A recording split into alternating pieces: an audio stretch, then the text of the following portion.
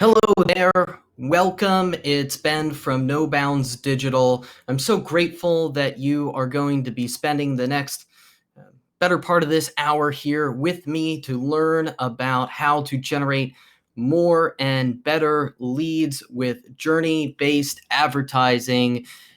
Before we get too far into this, tell you last time I did a webinar, there was a shade of audio trouble right in the beginning. So if you can hear me, please give me some sort of indication in the chat that the audio is working on your side or not. All right, great. I'm getting some good feedback here.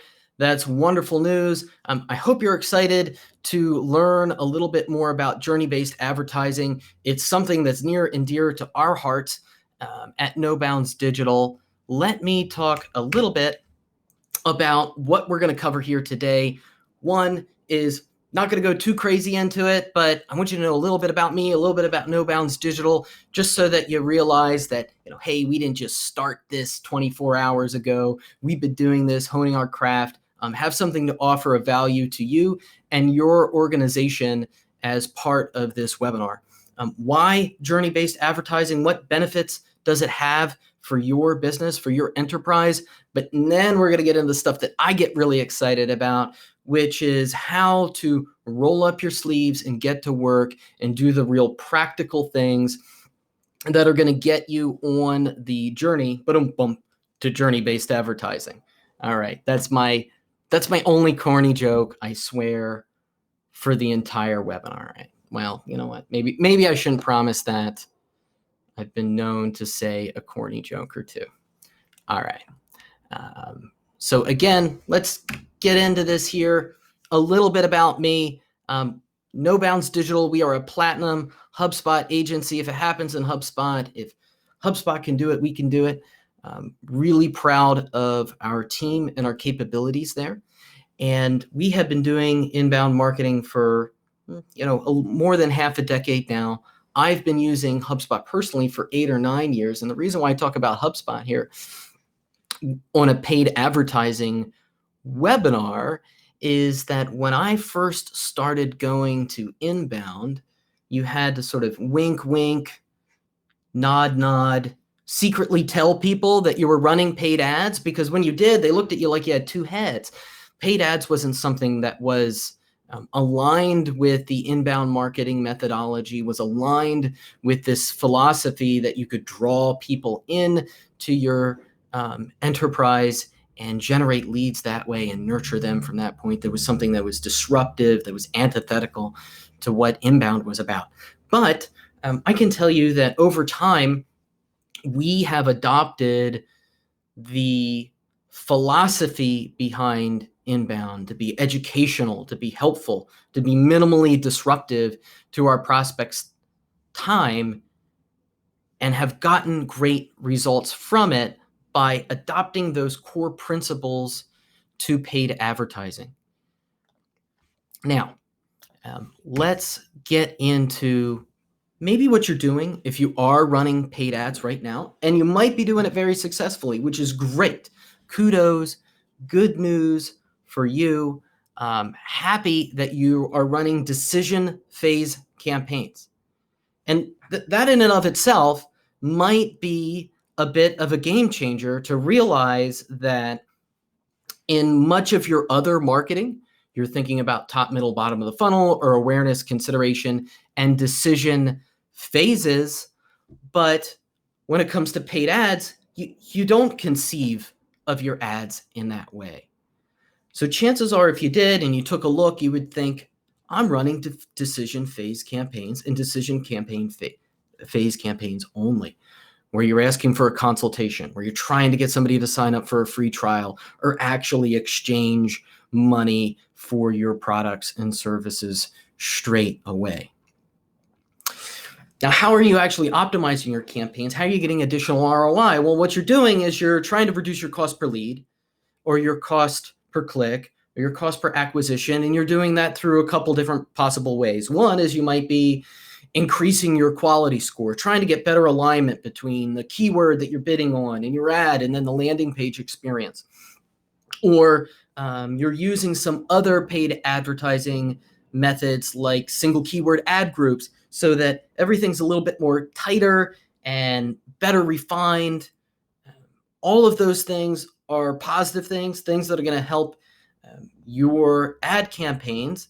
So what I'm suggesting here isn't something that you throw the baby out with the bathwater, and these aren't things that you continue to do, but journey-based advertising is a great complement to these because we're thinking about other buyers' journey stages. We're using other tools at our disposal as people who understand the inbound methodology. But I should also say, if you're burning a lot of money on these decision phase campaigns and you're not seeing a return on your investment, we can use the journey-based advertising strategy to help improve the effectiveness of those campaigns just the same. These are the benefits. First, I talked about alignment with the rest of your marketing strategy. And that's not just so that you can get a warm, fuzzy feeling as an inbound marketer, knowing that you're running paid ads that are in alignment with the rest of your marketing campaigns, but it's also because you're getting better results. When you treat your content marketing and your website and all the other components of your marketing and sales and growth team processes in one way, and then you look at paid advertising in a completely different fashion and from a completely different approach, you're just not going to get good results, or good results as you could if your paid ads strategy was in alignment with the rest of your marketing. Journey-based advertising promises a lower cost per lead. How are we going to do that? It's not through those other optimization efforts that you might already be doing, but it's by identifying and converting leads that are in the awareness stage and in the consideration stage of the buyer's journey, in addition to those decision stage campaigns that you might already be running. Not only can you get lower cost leads from JBA, you can get more leads because we are thinking about things holistically with buyer personas. And that's inbound marketing 101. Might even roll your eyes at me thinking, geez, am I going to get another webinar all about buyer personas? And it's not all about buyer personas. There's other stuff going on here, but it's absolutely something that we need to keep in mind when we build out our audiences, when we research keywords, when we think about when we're going to run ads, and our bid strategy and so on and so forth, just the same. And then last but not least, because we're using all of these principles that we understand from inbound, we can actually get a better quality lead. All right.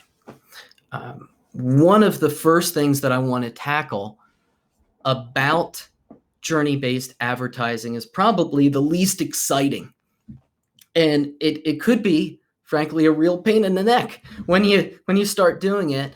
But just this exercise alone will reform your accounts in a way that you're thinking about your ads as a journey-based advertiser, as an inbound marketer, as somebody who has a congruent paid ads account with the rest of your marketing channels.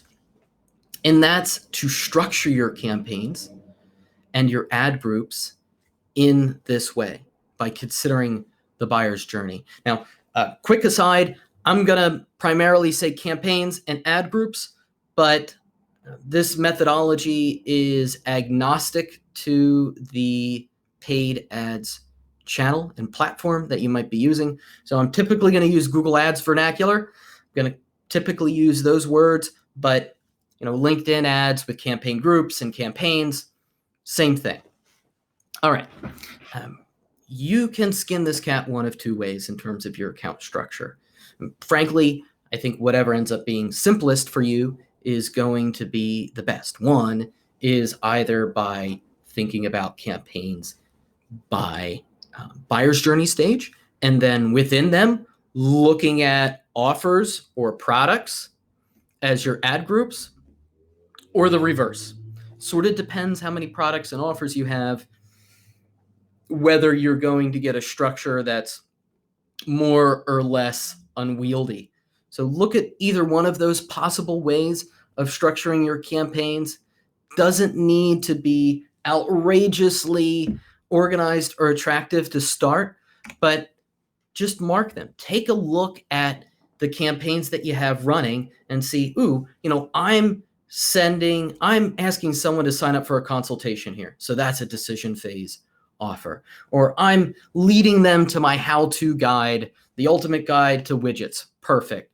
That's maybe an awareness offer. Or I've got a comparison piece between us and our competitors. And that's what I'm sending paid traffic to. So that's a consideration stage offer. Now, what's interesting here is when you start unpeeling this onion, what you might find, buckle up for this one, that your offers, that your ads, the landing pages, and the keywords you're targeting, or the placements that you have these ads on, aren't in alignment with one another. So you might have us versus them type keywords, but then asking someone to sign up for a consultation.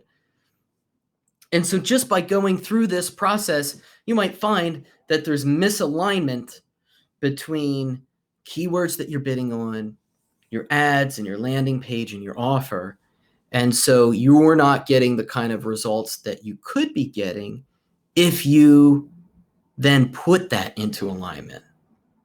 That's one of those simple things that you might not see unless you're putting in your journey-based advertising hat, because you're thinking, oh, this is a great keyword. Maybe it has high commerciality. I know they're evaluating me. I know they're evaluating my competitors. So this is somebody that knows something here about our offering. I see that it gets a decent amount of traffic, and lo and behold, the cost per click that Google is suggesting, or whatever platform is suggesting, is totally reasonable if I can convert a halfway healthy percentage of people from those. So that might not necessarily click or register until you come up with some sort of naming convention here that's associated with journey-based advertising. Cool. Again, something that gets me excited, might not get you excited, but it's that kind of spade work here that's going to set you up for actually getting an account that is structured in a way to get you better results. Now, step 2, after you've done that, after you've kind of audited that, aligned things that might be misaligned, now you're able to see where you're actually spending your dollars. Are you spending most of your money in awareness and consideration or decision? Where is that actually going? And what kind of results is it getting? Are you spending 60% of your budget on the decision phase, but you're getting 5% of your customers from there ultimately? Chances are that's not the case, but you know what? All kinds of crazy things could happen, and you won't know until you organize your account, A, and then B, take a look at your spend, your leads, your cost per lead, and your cost per customer on each of those types of campaigns or ad groups that are awareness stage, consideration stage, and decisions stage. So you can aggregate all those. Now, we have this as a best practice. So when you actually take a look at it, and you'll see, maybe it's 50% awareness, 25%, whatever the breakdown ends up being for you, that might be a great place to start. But if you're either creating an account fresh, or after evaluating where you're spending your dollars based upon buyer's journey stage, you're definitely not getting the results that you want. A good place to start in terms of a best practice is 15% of your budget going to awareness, 25 to consideration, and 60 to decision. Why is the breakdown what it is here? And I should say that this is a starting point. This is a best practice. It might be a little bit different for you, depending upon your buyer persona and your industry and market. All right. But breaking this down, why is for awareness, we want to lowball our max CPC. We want to pay as little as possible to bring in leads. It's even okay if they're not the most qualified, because what we're going to talk about later, hint, hint, is how we're going to nurture these leads and ultimately get them to the decision phase. So they're going to weed themselves out in some ways. That isn't to say, you don't want to pay attention to your audience targeting. You don't want to make sure that you're getting at the right place at the right time for your buyer persona. But our goal here is to lowball our costs, get people in relatively cheaply, and see if we can nurture them later. Consideration stage, we're spending a little bit more money. Some of the search terms are going to be nearly as pricey as decision phase terms, but we're able to slow things down a little bit with some retargeting, building audiences and tools like HubSpot or Google Analytics as well. And then last but not least, why is decision phase so expensive? One is you might be starting there. And that's typically a great place to start because that might be the kind of campaigns that you're already running. And if we can get those people in, and the promise of paid advertising has always been, well, hey, you could do that whole content marketing thing, but it's going to take you 6 months or 9 months or 12 months or however much time to actually start seeing results. But with paid ads, I can get you those leads tomorrow. So I'm not saying throw the baby out with the bathwater there. I am saying that those decision phase campaigns are expensive because other people are thinking the same exact thing. If somebody's like, buy widgets now is what they're searching for on Google, guess what? You're going to have competition that are going to drive up the cost of that. It's going to be a highly commercial term with lots of competition. Something you need to account for with your overall budget. But hopefully your time to close is a lot faster with those decision phase campaigns, and the amount of nurturing and other things that we need to build around it to get those to be sales qualified and open up a new opportunity for those are smaller. Awesome. We are, maybe not quite at the halfway point. Maybe we're at the 40% point. So I know this isn't necessarily this is the more abstract third of the webinar, but I did want to take a little bit of a stretch break because I feel like I'm starting to talk fast. Starting to get a little too excited for my own good. Hopefully you are too. But if you had any questions, just note that I am monitoring the chat pane. Some of my team is on this call as well. And worst case scenario, we will certainly get back with you after this webinar. But do not hesitate. If you have any questions, pop them into the chat pane. I'm more than happy to address them throughout the webinar, and also at the end of the webinar too, I will open it up for Q&A just the same. All right, don't everybody jump at once. No. Actually, probably not to be too anticipated here at this point because we've been talking about big structural questions. How do we operationalize this a little bit further? Offers and ads. Earlier on in the webinar, I said, eye roll, are we going to talk about buyer personas? This is where we talk about buyer personas, offers and ads. And we want to create offers that are in the awareness and consideration stage if you don't already. You probably do, or you might very well, if you're indoctrinated into the inbound marketing methodology, have these in place already. You're just not using them for paid. So if you have it, outstanding, thumbs up, kudos to you. We need to now repurpose those awareness and consideration stage landing pages and other offers for the paid advertising channel. If you don't, consider this my challenge to you to create them, because that's going to be key in reducing your cost per lead and ultimately your cost for customer acquisition using the journey-based advertising strategy.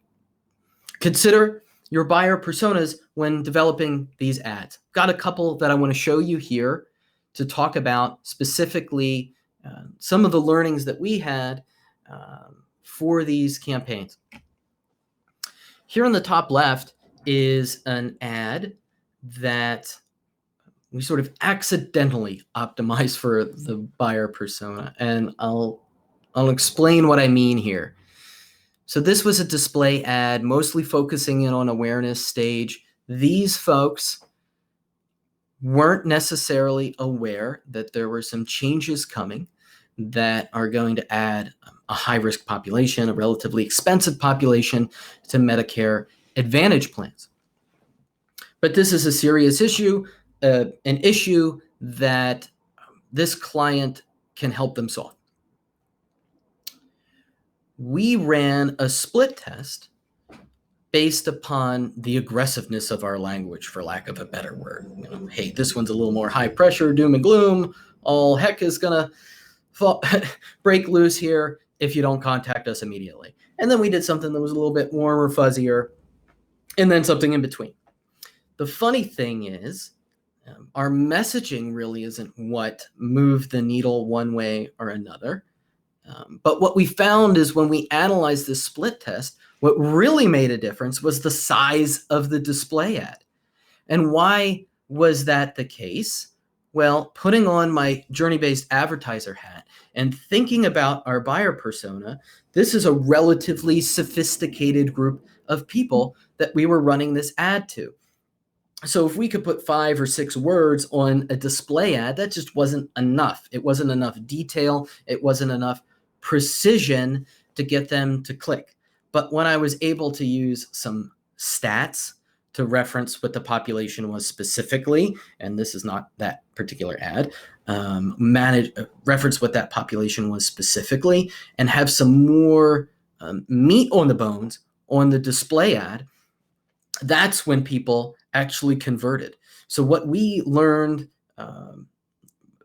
from analyzing these ads was that our buyer persona was sophisticated enough that they needed to see more information, more details. And now our result is, let's show them bigger display ads. Let's not show the small display ads where I can't give them enough context that they feel comfortable and confident enough to actually click on the ad itself. On the bottom left, we see a very high performing text ad that we ran on Google Ads for another company. And again, this was about reaching out to our buyer personas, understanding what was important to them, dozens of different ads. Testing is important, but when we think about buyer personas first, maybe we even need to do less testing. This was not from running a bunch of A/B tests. This was from understanding what was important to our buyer personas and getting it right the first time or the second time or the third time, not necessarily taking a lot of time and money and effort to see whether, using a number was more effective than not, or this call to action versus that call to action. It was about understanding sort of the principles behind inbound about our buyer persona.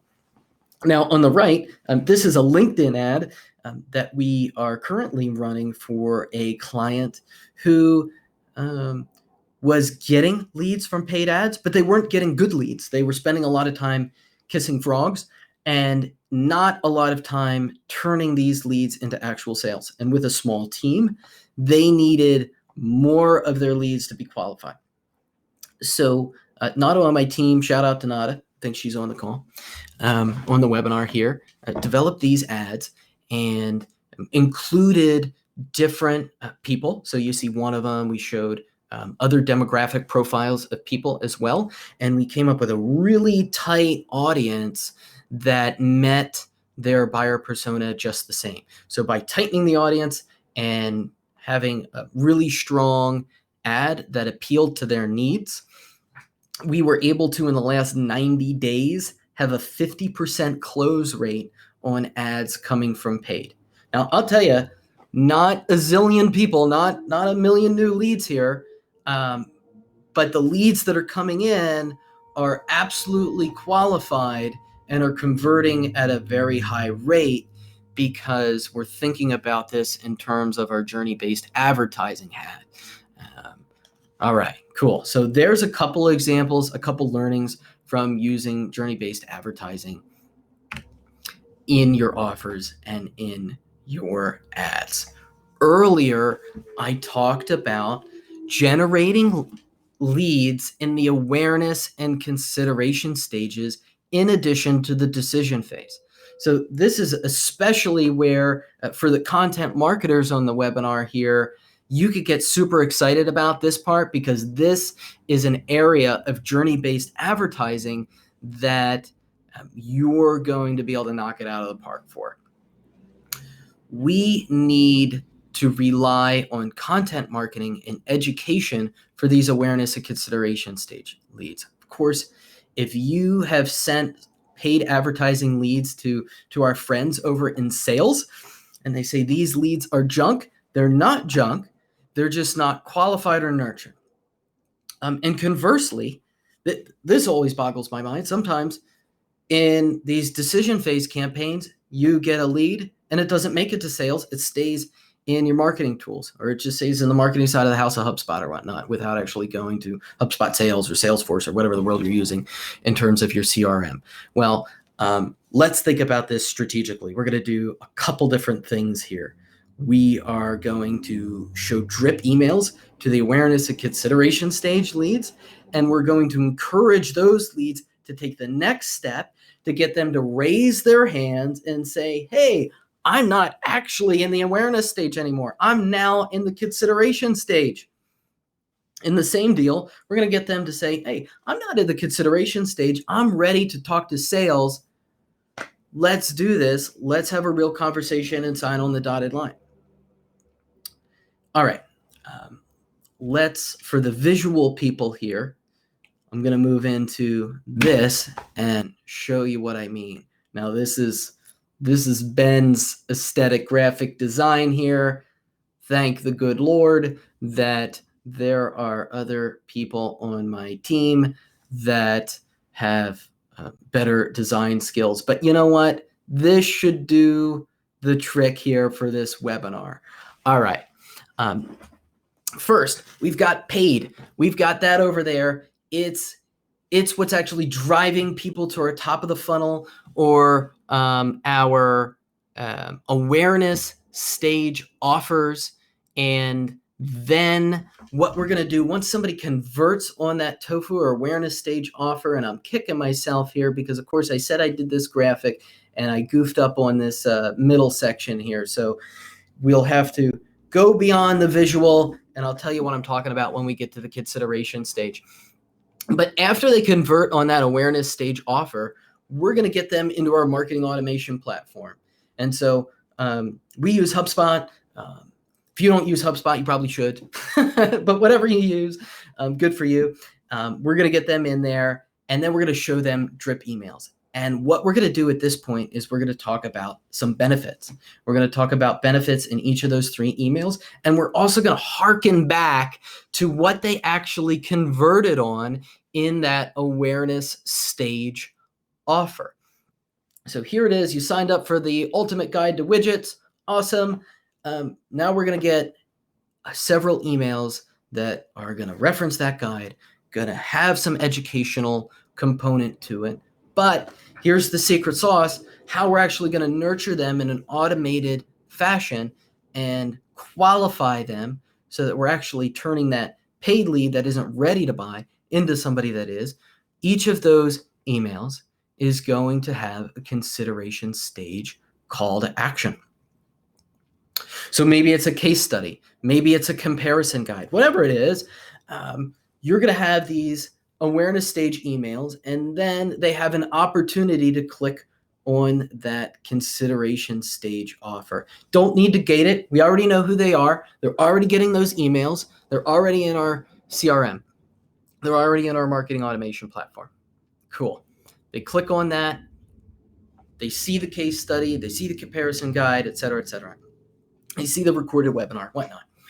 And now we know that they have done an action that indicates that they're really in the consideration stage, that they're evaluating possible options to solve their challenges, to solve their problems. And so here we are in row 2, where I didn't actually update that TOFU purple circle, and it should be MOFU. Work with me here. Can't be perfect, can you? So here we are. Those folks in the awareness stage, they've clicked on the case study, whatever it may be. Now they're in the consideration stage, and we send them a similar drip email where they're getting 3, 4, 5, whatever is appropriate for you and your offering. And we're going to talk about objections that they might have and try to overcome all of their objections already before we send them to sales. And just like in the awareness stage where we were sending them a consideration stage offer, now that they're in the consideration stage, we're going to send them a decision phase offer. Have a meeting with our team, have a consultation, sign up for the free trial, et cetera, on all those drip emails. And bam, once they convert on that, now they are in the bottom of the funnel. We don't need to send them those emails that are there. We don't need to send them any of that. We need to hand those folks off to the sales team and task the sales team to follow up with them immediately because we know that they are primed and ready to go. That's just from starting in the awareness stage, in that sort of first row here. But if they're in the middle of the funnel or the consideration stage, we're still going to be running paid ads here. We still have the paid ads component and we're driving them into there, but we're just going to start that drip email in the consideration phase and then we move them into there just the same. So that's kind of the visual here where we're sending these awareness leads, nurturing them into consideration into decision, and then we know we've got a sales qualified lead and sales needs to pick up the phone and call or do whatever they do to convert those sales ready leads into real live breathing customers. Those people can come in the awareness, they can come in consideration. Either way, we've got a plan to take those paid ad leads and nurture them. Bonus points here. There's no reason why this lead nurturing system couldn't be applied to your blogging efforts, couldn't be applied to your social media campaigns, et cetera, et cetera. This is not something that's exclusive to paid ads, but it is a critical component to have this in place for a journey-based advertiser to be able to reduce the cost for customer acquisition using paid ads. All right. Stuff that we glossed over, but I will talk about a little bit here is keyword research and placements. So a lot of that goes back to the buyer personas that we talked about earlier.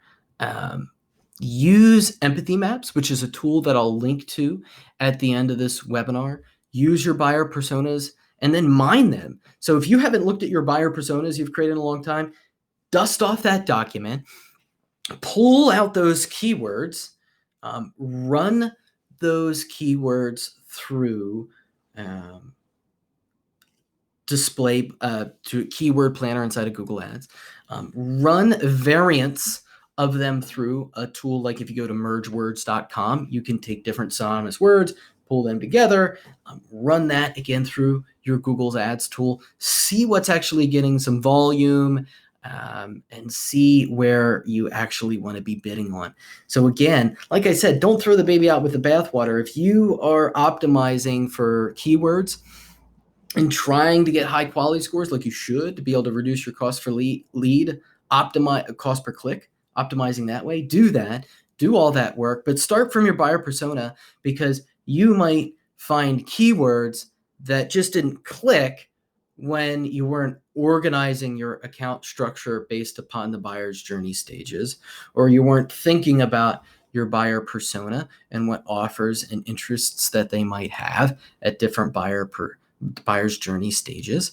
And likewise, we could come up with placements, different audience targeting, different time of day that we want to target, different demographic targeting, et cetera, based upon that.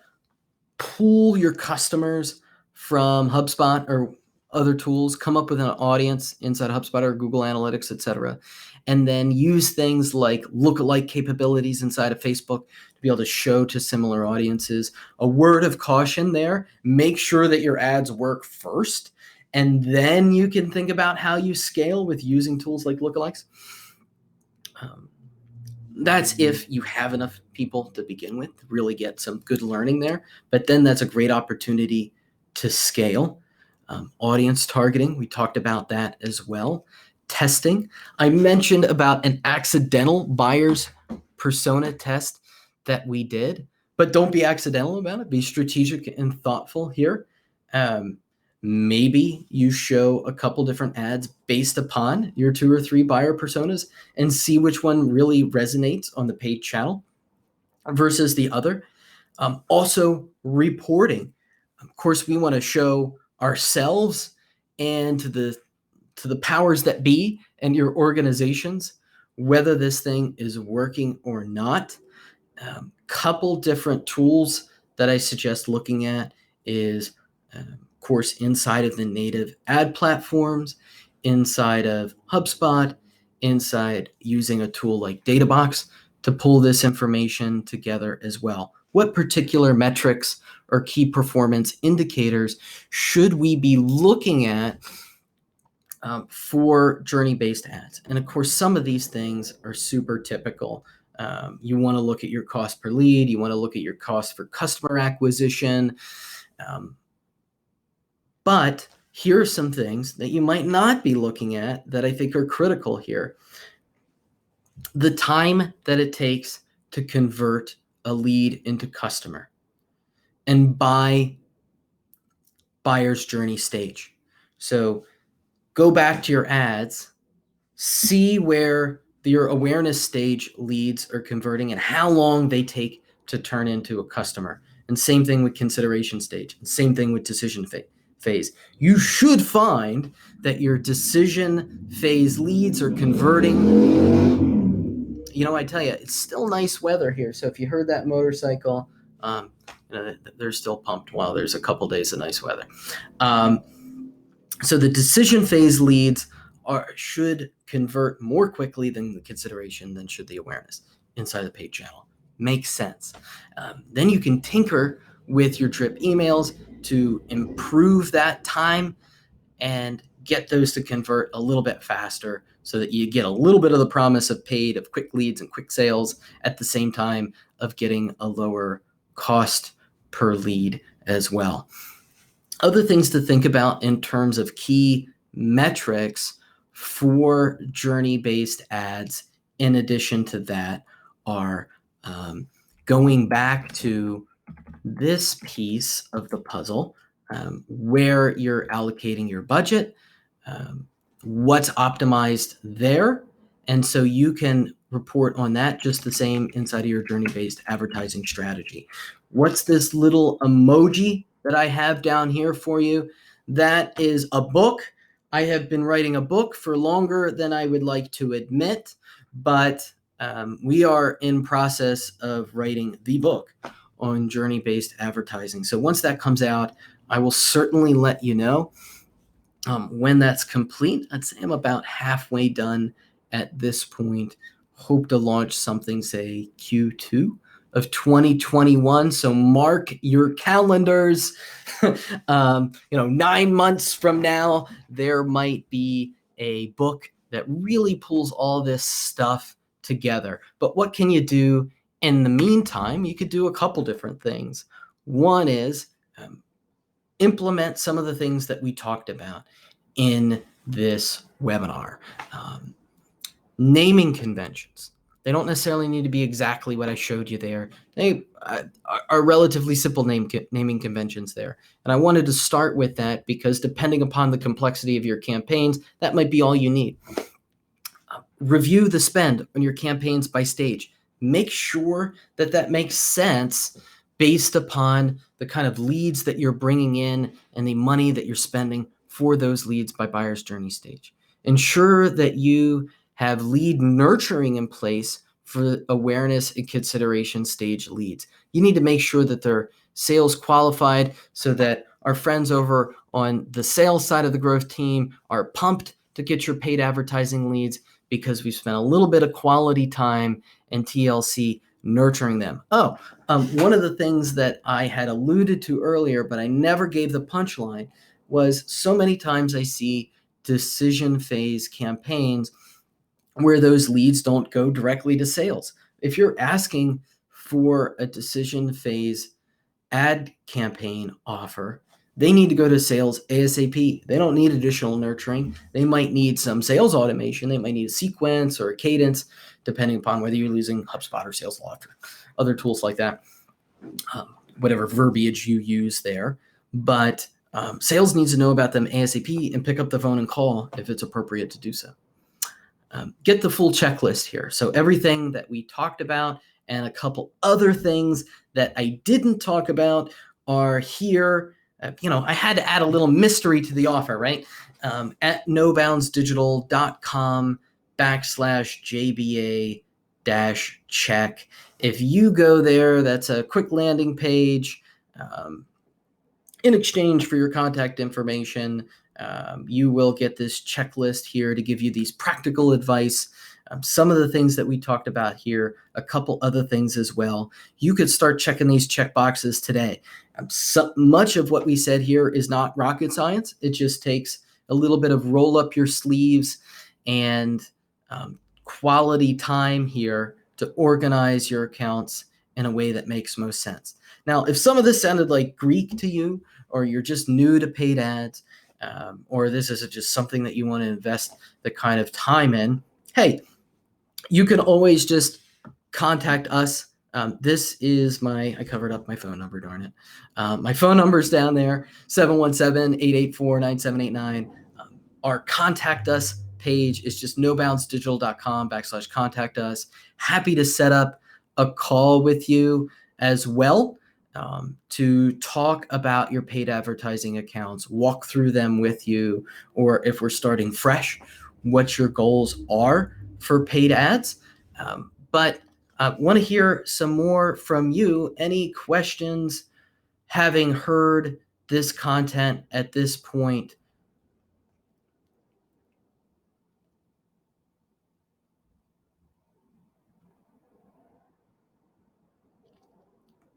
How about the Jeopardy theme song? Do, do, do, do, do, do, do. Okay, so quirky humor coming out again, darn it. Anything specific even about your campaigns, I'm happy to address them here as we have maybe another 5 or 10 minutes. I was hoping to let class out a little bit early here, as if especially your East Coast time, you might want a little bit of time to wrap up the day after the call. But hearing none, I would just say, hey, take advantage of these offers here. Get this checklist, reach out to us, consider us a resource here. Hey, Maggie. All right. Sorry, I may have missed this. How many persona-based campaigns do you create? Do you create an ad set for 5+ personas? Well, holy smokes. Good.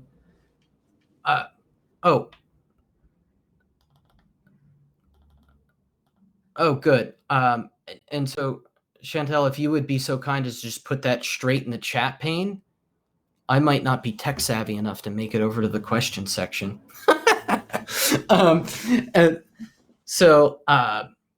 But I'll handle Maggie's question here first, which is, do you create ad sets for 5+ personas?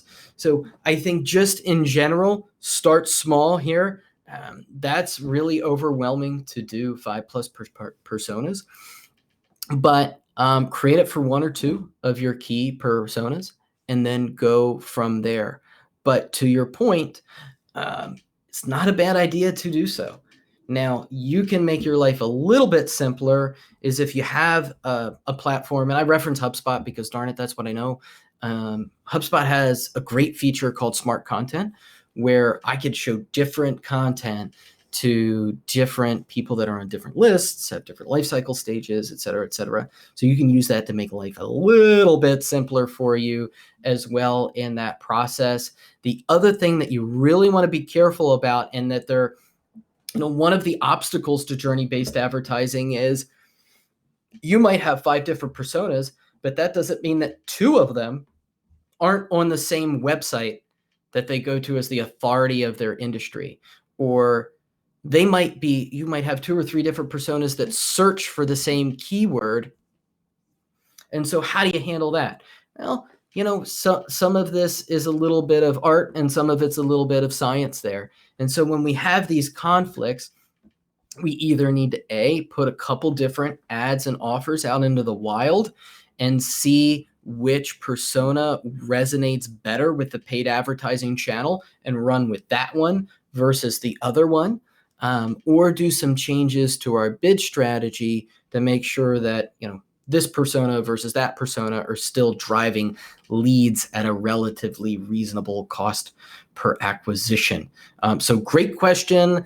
Unfortunate answer, which is yes, I would definitely start moving in that direction, but start small, start with your most profitable and largest buyer personas first. And then we could think about conflicts as you go along. Anything different for the B2C or B2B versus direct-to-consumer marketing? Also a great question there. Couple different things. One is lead nurturing might look different in terms of channel. I talk specifically about email, which is certainly going to be your go-to for B2B. Maybe not for direct-to-consumer. You might want to layer in some other channels in your lead nurturing as well. Social, of course, LinkedIn and such, you want to use that in B2B.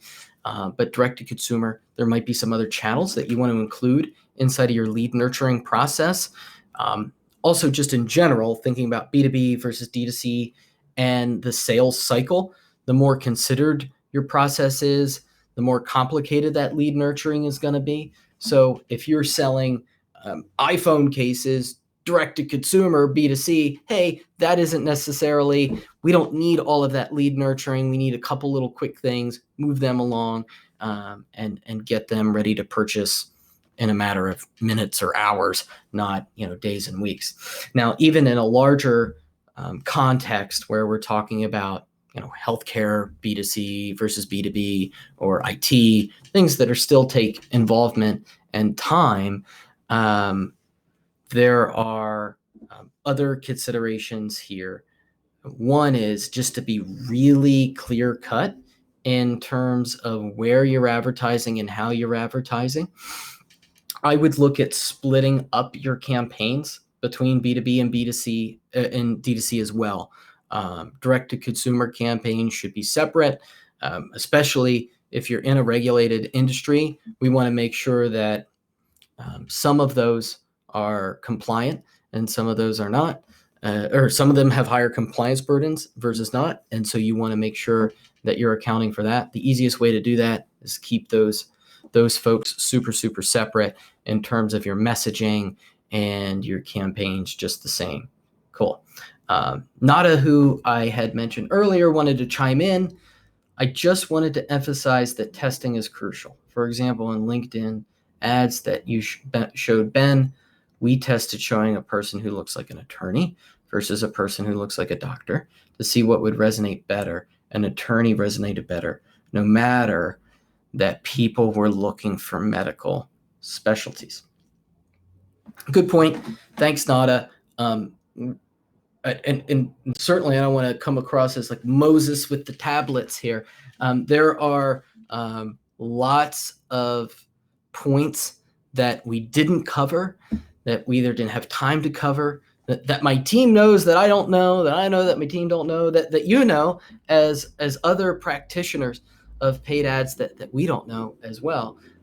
So I really appreciate that point, Nada, and any other insights that we have here as a group, just the same. So those are a couple answers to your initial questions. Again, you're going to get the recording of this webinar. So if you were feverishly typing in notes, that's great for recall of the webinar, but also know that we are going to be sending out a recording of the webinar that you can reference as needed.